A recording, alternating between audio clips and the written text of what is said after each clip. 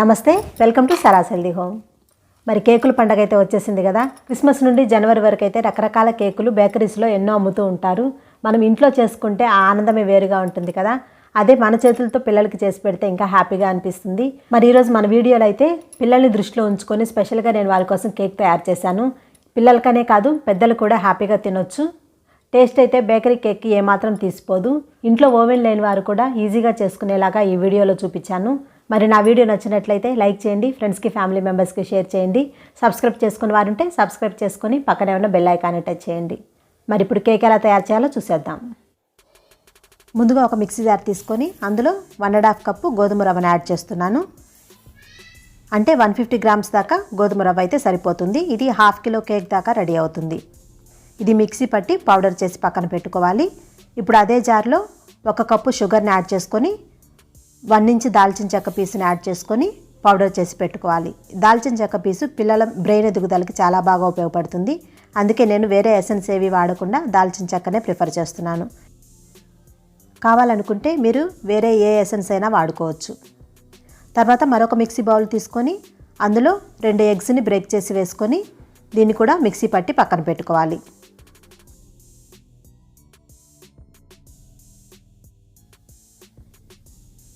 ఇప్పుడు మనం ఒక మిక్సింగ్ జార్ని తీసుకొని అందులో మిక్సీ పట్టుకున్న ఎగ్ మిశ్రమాన్ని యాడ్ చేసుకోవాలి.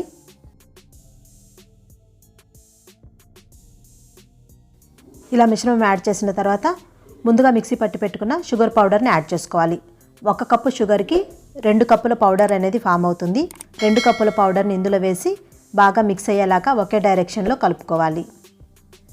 ఇలా కలుపుకున్న తర్వాత మెల్ట్ చేసుకున్న బటర్ని వాడండి, లేదు అంటే ఎడిబుల్ ఆయిల్ ఏదైనా వాడుకోవచ్చు. ఇది ఒక 1/2 కప్ యాడ్ చేసుకొని దీన్ని కూడా సేమ్ డైరెక్షన్లో మిక్స్ చేయండి. ఆ తర్వాత వేరొక బౌల్ తీసుకొని అందులో మనం ముందుగా పట్టి పెట్టుకున్న గోధుమ రవ్వ మిశ్రమాన్ని పౌడర్ చేసి పెట్టుకున్నాం కదా, ఆ పౌడర్ని ఇందులో యాడ్ చేసుకోవాలి. ఇప్పుడు ఇందులో 1 spoon baking powder, 1/2 spoon baking సోడాని యాడ్ చేసుకొని ఉండలు లేకుండా బాగా మిశ్రమాన్ని కలుపుకోవాలి. ఇలా కాకుండా జల్లెడలో వేసి జల్లించినా కూడా ఉండలు అనేవి ఫామ్ అవ్వకుండా ఉంటాయి. ఈ మిశ్రమాన్ని అంతటిని బాగా కలుపుకున్న తర్వాత మనం ముందుగా బీట్ చేసి పెట్టుకున్న ఎగ్ మిశ్రమంలో ఈ పౌడర్ని కొద్ది కొద్దిగా యాడ్ చేసుకుంటూ ఒకే డైరెక్షన్లో తిప్పుకుంటూ బాగా కలుపుకోవాలి.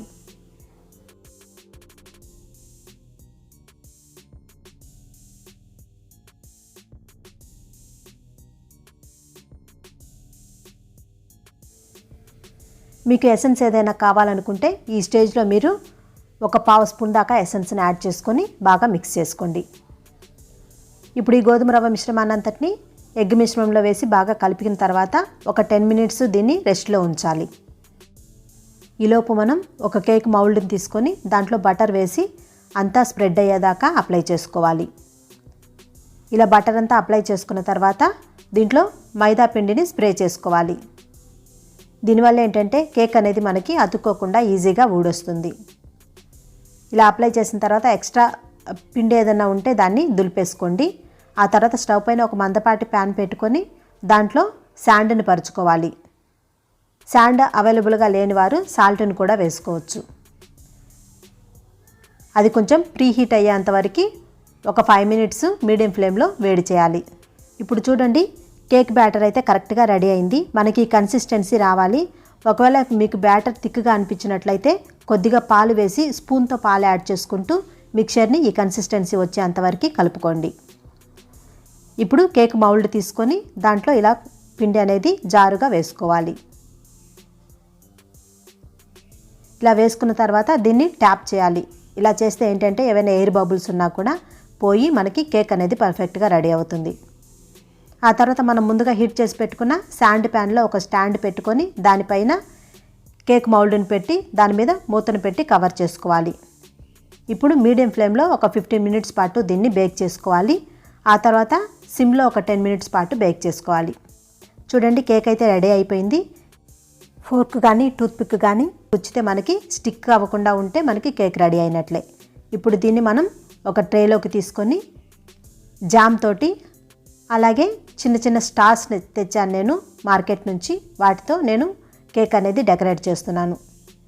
మీకు కావాలంటే వైపింగ్ క్రీమ్ కూడా బయట దొరుకుతుంది, దాన్ని కూడా మీరు ప్రిఫర్ చేసుకోవచ్చు. ఇక్కడ నేను కేక్ని ఫ్రూట్ జామ్తో డెకరేట్ చేస్తున్నాను. ఈ ఫ్రూట్ జాము కావాలంటే ఇలా పెట్టుకోవచ్చు, లేదంటే కేక్ మీదైనా స్ప్రెడ్ చేసుకోవచ్చు. నేను మార్కెట్ నుంచి చిన్న చిన్న షుగర్ స్టార్స్ తెచ్చాను, అవి దీని మీద వేసి డెకరేట్ చేస్తున్నాను. మీరు కావాలంటే బాల్స్ను కూడా తెచ్చుకోవచ్చు.